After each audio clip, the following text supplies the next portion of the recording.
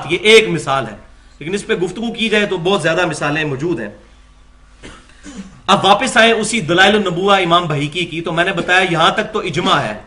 کہ آپ صلی اللہ علیہ وسلم کی پیدائش کا مبارک دن جو ہے وہ سوموار ہے اور مہینہ ربیع الاول، اور تاریخ کے اوپر اختلاف ہے، وہ انشاءاللہ آج وہ بھی کلیئر ہو جائے گا۔ تو وہی جو دلائل النبوہ ہے امام بہیقی رحمۃ اللہ علیہ کی، اس میں جو پہلا چیپٹر ہے جس کا نام ہے کہ نبی صلی اللہ علیہ وسلم کی پیدائش کس دن ہوئی،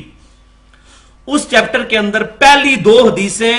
امام بہیقی رحمۃ اللہ علیہ وہی لے کے آئے ہیں جو صحیح مسلم میں کتاب الصیام چیپٹر میں 2750 نمبر حدیث ہے، کہ نبی صلی اللہ علیہ وسلم پیر کا روزہ رکھا کرتے تھے۔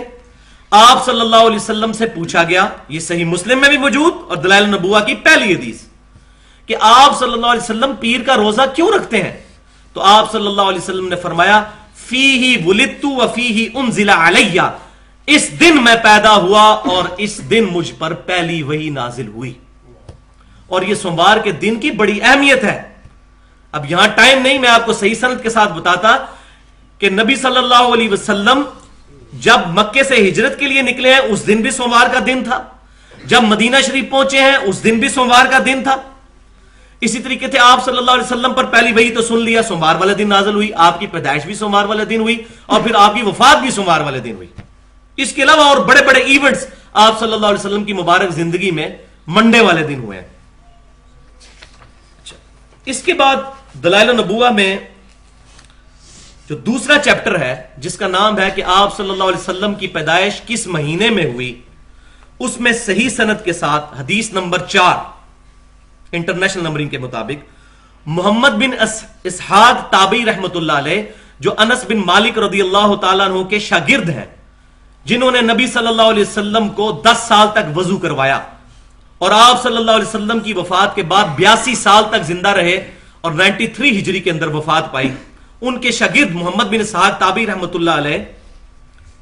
فرماتے ہیں کہ نبی صلی اللہ علیہ وآلہ وسلم سوموار کے دن عام الفیل والے سال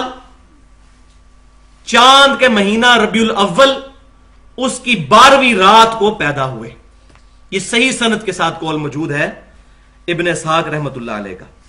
اور ربیع الاول کا مہینہ بھی اس میں، ساری چیزیں بیچ میں کلیئر کر دی انہوں نے۔ اور یہی قول صحیح سند کے ساتھ اس سے بہت پہلے جو سیرت کی پہلی کتاب لکھی گئی ہے سیرت ابن ہشام، اس میں بھی صحیح سند کے ساتھ یہ قول موجود ہے۔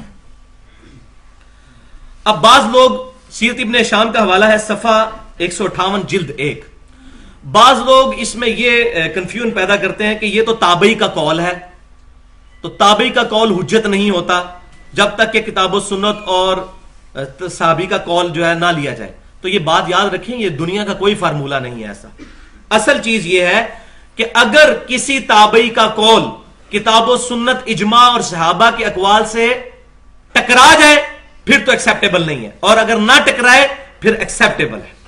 کیونکہ بخاری اور مسلم کی متفق علیہ حدیث ہے سب سے بہتر زمانہ میرا، پھر میرے صحابہ کا، پھر تابعین کا، پھر تبع تابعین کا۔